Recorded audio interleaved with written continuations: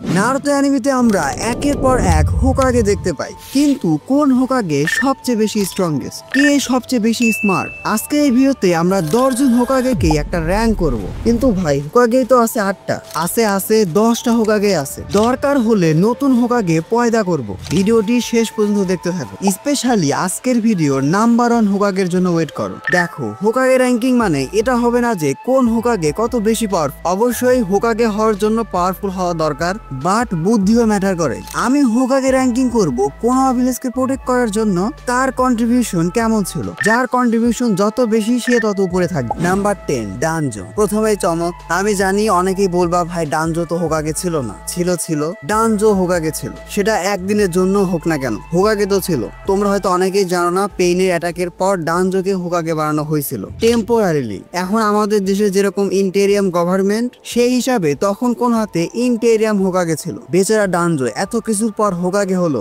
তারপর সাসকে এসে তাকে মেরেই ফেললো। যাই হোক, ডানজো আমার লিস্টের ওস্ট হোকাগে, এই জন্য তাকে আমি 10 নম্বরে রেখেছি। একটা হোকাগের কি দায়িত্ব? ভিলেজকে প্রোটেক্ট করা এবং ভিলেজের শান্তি বজায় রাখা। ডানজো হোকাগে হলে কোন হার অপোনেন্ট বা শত্রুর দরকার নাই, ডানজো একাই যথেষ্ট অশান্তি তৈরি করার জন্য। বিশ্বাস করো, ডানজো যদি তার মধ্যে থেকে হিরোজেনের উপর হিংসাটা সরাতে পারতো, লজিক্যালি সবকিছু ঠিকঠাক ভাবে করতে পারতো, ডানজো কিন্তু একটা ভালো হোকাগে হতে পারতো। ভুলে গেলে চলবে না যে ডানজো কিন্তু তোবিরামার স্টুডেন্ট। হিরোজেনের মধ্যে স্ট্রিক্ট নেচার মানে কঠোরতার ভালোই গ্যাপ ছিল, ডানজোর মধ্যে সেটা নেই। বাট ওই যে বেসিক হিউম্যান নেচার, স্বভাবগতভাবে ডানজোর নেচারই ইভেল, সো তার চিন্তা ভাবনা ইভেল। যাই হোক, নাম্বার 9-এ আমি রেখেছি শিকামারুকে।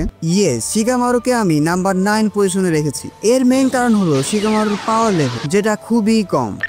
Shikamaru temporary হোকাগে। বরুতো অ্যানিমেতে আমাদের নারুতো এখন আর নাই। কাওয়াকি, নারুতো এবং হিনাটাকে তার ডাইমেনশনে সিল করে রেখেছে। কোনোহারে অবস্থাতে নারুতোর জায়গায় হোকাগে হিসাবে আছে শিকামারু। অবশ্য এটা বলার অপেক্ষা রাখে না যে কোনোহার এই অবস্থাতে শিকামারু থেকে ভালো অপশন আর নেই।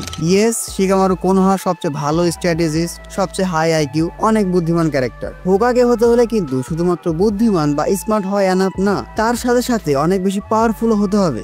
বিশেষ করে বর্তমান অবস্থাতে বরুতো অ্যানিমেতে কোনোহার সামনে এখন অনেক বড় বড় থ্রেট। শিনজু ক্ল্যান, কোড, কাওয়াকি, জুরা, এগুলোর মতো ডেঞ্জারাস অপোনেন্টস। এই ক্যারেক্টার গুলো এত বেশি পাওয়ারফুল যে তুমি শুধুমাত্র তোমার ইন্টেলিজেন্স দিয়ে এদেরকে হারাতে পারবে না, তোমাকে যথেষ্ট পাওয়ারফুল হতে হবে। আর এইখানেই শিকামারুর হিউজ গ্যাপ আছে। ধরো এদের মধ্যে কেউ একজন যদি কোনোতে অ্যাটাক করে, শিকামারু কি তাদের থামাতে পারবে? নাম্বার 8 হিরোজেন সারুতোবি। আমি জানি আমার বলতে হবে না কেন আমি হিরোজেনকে এই পজিশনে রেখেছি।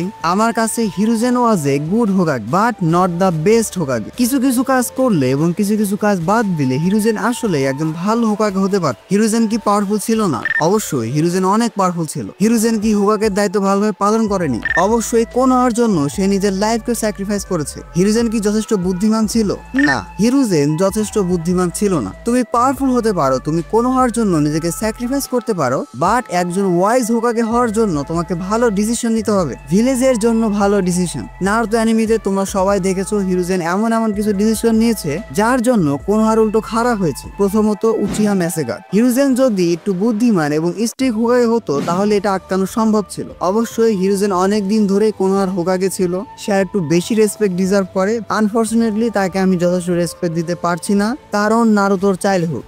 মিনাতো আর কুশিনা মারা যাওয়ার আগে তাকে বলে গিয়েছিল নারুতোকে ঠিকঠাক ভাবে দেখে রাখ। হিরোজেন সেটা করেনি। তার নিজের নাতনি কোনোহামারু সারুতোবি, তার জন্য কিন্তু একজন আলাদা টিচার বা মেন্টর ছিল, নারুতোর জন্য কিন্তু ছিল না। এছাড়া হিরোজেনের বড় দুর্বলতা ছিল তার বন্ধু ডানজো এবং স্টুডেন্ট ওরোচিমারুর উপর। এই দুজনের উপর সে যথেষ্ট দরদ দেখাইছে। অবশ্যই এই দুজনের বিরুদ্ধে হিরোজেন স্টেপ নিছে, বাট অনেক দেরিতে। সঠিক সময় স্টেপ নিলে কোনোহার এত বেশি ক্ষতি হতো না। নাম্বার 7-এ আমি রেখেছি সুনাডে শিনজুকে। পুরো কোনোহা ভিলেজের সবচেয়ে সুন্দরী হোকাগে। আমাদের 106ও বেশ কয়েকদিন কোনোহার হোকাগের দায়িত্ব পালন করছে এবং খুব ভালোভাবে পালন করছে। তোমাদের ওই সিনটার কথা মনে আছে যখন হাশিরামাকে বলা হয় যে এখন কোনোহা ভিলেজের হোকাগে হলো সুনাডে শিনজু, তখন হাশিরামার রিয়াকশন কেমন ছিল?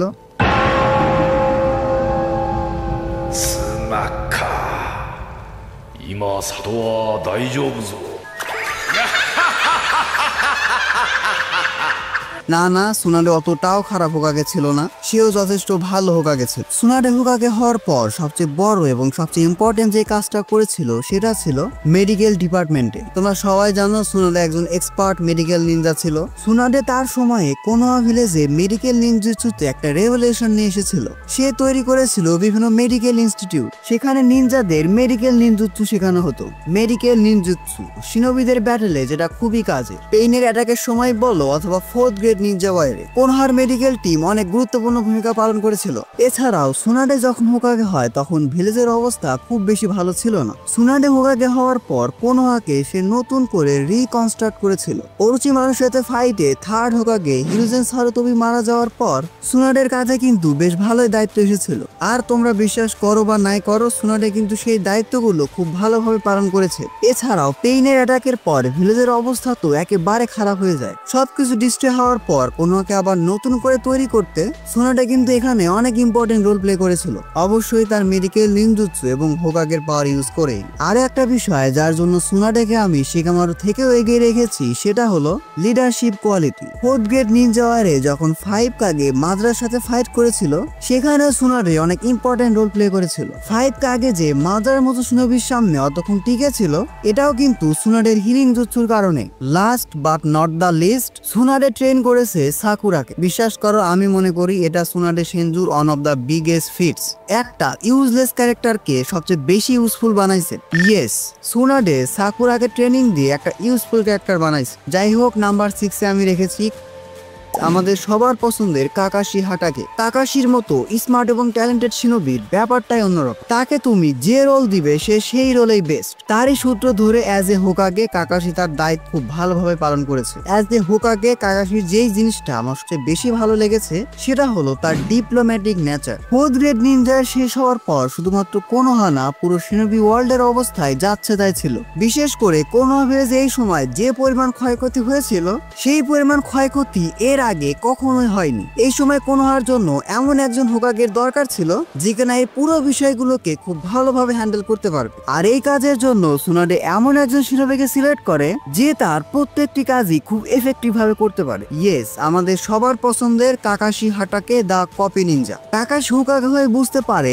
এই সময়টা কোনোহা ভিলেজের জন্য খুবই সেন্সিটিভ। তার একটা ভুল ডিসিশনের খেসারত পুরো কোনোহাকে দিতে হতে পারে। এই জন্য কাকাশি সবার আগে অন্যান্য ভিলেজের সাথে ডিপ্লোম্যাটিক সম্পর্ক রাখে। প্রথমত, কোনোহার এই বিপদে তারা হেল্প করতে পারবে। দ্বিতীয়ত, তারা কোনোহার বন্ধু না হোক, অন্তত শত্রু যেন না হয়। এছাড়াও কাকাশি কোনোহার ইনফ্রাস্ট্রাকচার এবং টেকনোলজিক্যাল ডেভেলপমেন্টে যথেষ্ট কাজ করেছে। বরুতো অ্যানিমেতে তোমরা নিজেরাই দেখেছো কোনোহা ভিলেজ এখন টেকনিক্যালি কতটা ডেভেলপ। এই সব কিছু হয়েছে কিন্তু কাকাশির লিডারশিপে। আর অবশ্যই এটা বলার অপেক্ষা রাখে না যে কাকাশির সময় কোনোহাতে আসলে শান্তি ছিল। শান্তি থাকবে না বা কেন? 4th গ্রেড নিনজা ওয়ার কিন্তু শেষ। আকাতসুকি, ওবিটো বা মাজার মতো এখন কেউই নাই যে কোনোহা শান্তি নষ্ট করবে। এই দিক দিয়ে কাকাশি অবশ্যই একটু অ্যাডভান্টেজে ছিল।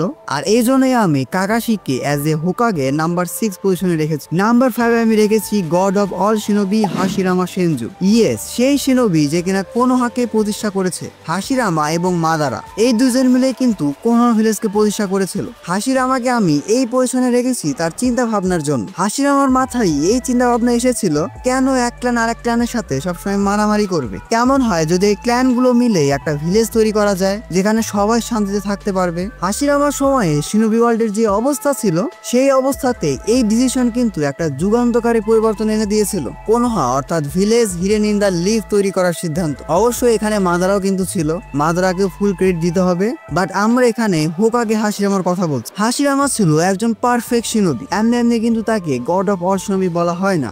মাদারার মতো এত ডেঞ্জারাস শিনোবিকে থামানোর পাশাপাশি পুরো শিনোবি ওয়ার্ল্ডে শান্তি প্রতিষ্ঠায় হাশিরামার একটা গুরুত্বপূর্ণ ভূমিকা আছে। হাশিরামার লিডারশিপ কোয়ালিটি এত বেশি ভালো ছিল যে উচিহারা এক সময় মাদারার থেকে হাশিরামাকে বেশি ট্রাস্ট করতে শুরু করে। হাশিরামা যতদিন বেঁচে ছিল তার ভয়ে হোক অথবা তার সম্মানে শিনোবি ওয়ার্ল্ডের অবস্থা কিন্তু খুব একটা খারাপ ছিল না, মোটামুটি ভালোই ছিল। যাই হোক, এরপর আমি যাকে রেখেছি সে হাশিরামারই ভাই টোবিরামা সেনজু। টোবিরামা খুব বেশি দিনের জন্য হোকাগে হিসাবে ছিল না, কম সময়ের জন্য হলেও টোবিরামা ভিলেজের ডেভেলপমেন্টে অনেক বেশি কাজ করেছে। হোকাগে হোকাগে হিসাবে টোবিরামার সবচেয়ে ভালো কোয়ালিটি ছিল ইনস্টিটিউশন এবং ইনফ্রাস্ট্রাকচার বিল্ডিং। নারুতো অ্যানিমেতে আমরা কোনো হাতে যে এডুকেশন সিস্টেম, নিনজা একাডেমি, ভিলেজের ইনফ্রাস্ট্রাকচার দেখতে পাই সেটা টোবিরামা না থাকলে কিন্তু কখনোই হতো না। টোবিরামায় কিন্তু Chunin exam, Anbu black ops, Uchiha police force সবকিছুকে তৈরি করেছে। একটা ভিলেজকে ডেভেলপ করতে যা যা প্রয়োজন টোবিরামা সবকিছুতেই কাজ করেছে। হোকাগে হিসাবে টোবিরামার চিন্তা ভাবনা ছিল অন্যরকম। টোবিরামা হয়তো হাশিরামার মতো এত পাওয়ারফুল ছিল না, বাট লিডারশিপ স্কিলের কথা বলো অথবা ডেভেলপমেন্টের দিক, টোবিরামা হাশিরামার তুলনায় এখানে কম সময়ে অনেক বেশি ভালো কাজ করেছে। এই জন্যই আমি টোবিরামাকে হাশিরামার থেকে একটু উপরে রেখেছি। এছাড়াও একজন হোকাগে হিসাবেও টোবিরামার অনেকগুলো ফিট ছিল। তার মধ্যে অন্যতম একটা হলো বিভিন্ন ফরবিডেন জুৎসু আবিষ্কার করা। এই ফরবিডেন জুৎসু গুলো হয়তো অনেক বেশি ডেঞ্জারাস ছিল, বাট ইমার্জেন্সি সময়ে খুবই কাজের। ফ্লাইং থান্ডার জুৎসু, এডো টেনসে, শ্যাডো ক্লোন, এই সবগুলো ফরবিডেন জুৎসুই টোবিরামা বানিয়েছিল। ফরবিডেন জুৎসু নিয়ে খুব ইন্টারেস্টিং একটা ভিডিও আসছে, আশা করি সেই ভিডিওটাও তোমরা খুব ভালোভাবে এনজয় করবে। ফার্স্ট ডেড নিনজা ওয়ারে টোবিরামার লিডারশিপ স্কিল ছিল দেখার মতো। তখন কিন্তু কোনো হাতে এরকম বিল্ট ইন শিনোবি সিস্টেম ছিল না। সবকিছু যে একটা সিস্টেমেটিক্যালি চলবে, এই শিনোবির যে এই রেসপন্সিবিলিটি থাকবে, যুদ্ধের সময় যে স্ট্র্যাটেজি মেনটেন করা, শিনোবিদের মধ্যে হায়ারার্কি, লিডারশিপ স্কিল, কমিউনিকেশন, এই সবকিছু কিন্তু কোনোয়া ভিলেজে টোবিরামা ইনভেন্ট করেছিল, যেগুলো পরবর্তীতে ইভলভ হতে হতে বর্তমান সময়কার অ্যাডভান্স শিনোবি সিস্টেমে রূপান্তরিত হয়েছে।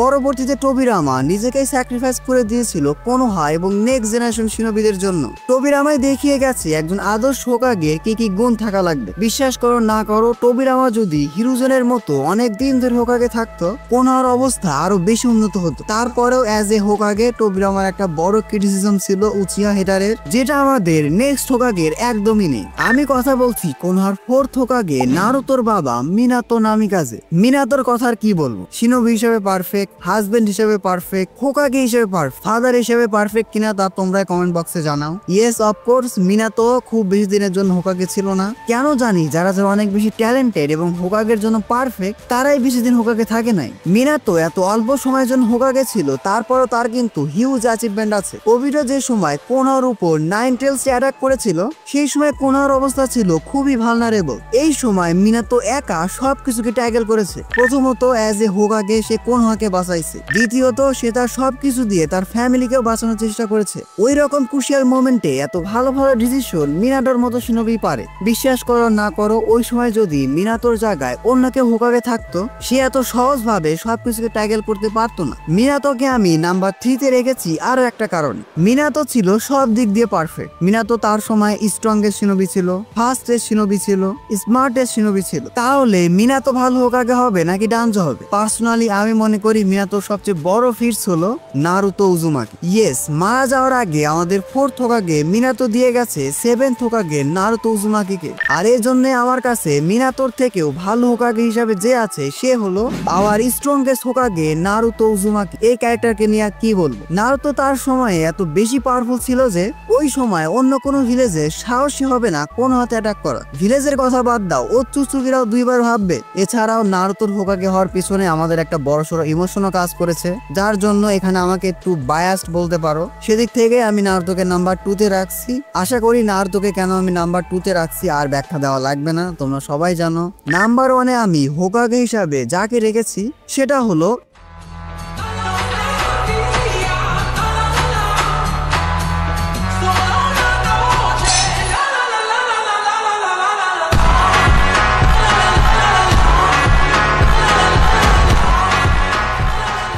Itachi Uchiha. আমি জানি ইতাচি কখনোই অফিসিয়ালি বা আনঅফিসিয়ালি হিসাবে হোকাগে ছিল না, but as a Naruto fan আমার কাছে মনে হয় Itachi was a true Hokage. আর ইতাচি হোকাগে র্যাঙ্কিং এর নাম্বার 1 এর পজিশনটা ডিজার্ভ করে। কেন করে সেটার ব্যাখ্যা নিয়ে আমি আলাদা একটা ভিডিও বানাবো, সেই ভিডিওতে তোমরা বিস্তারিত অ্যান্সার পেয়ে যাবে। সো দ্যাটস ইট, এটাই ছিল আমার হোকাগে র্যাঙ্কিং। আমি জানি না তোমরা কতটা এনজয় করছো বা তোমরা কতটা আমার সাথে সহমত, কিন্তু আমি তোমাদের হোকাগে র্যাঙ্কিংটা জানতে চাই। আমি দেখতে চাই আমার সাথে মিলে নাকি মিলে না। সো তোমরাও তোমাদের হোকাগে র্যাঙ্কিং কমেন্ট বক্সে জানিয়ে দাও। আজকে ভিডিওটি এ পর্যন্ত। ভিডিওটি ভালো লাগলে ভিডিওটিতে এখন একটি লাইক দিয়ে চ্যানেলটি সাবস্ক্রাইব করে ফেলো। Don't subscribe if you are not an anime fan. See you in next video.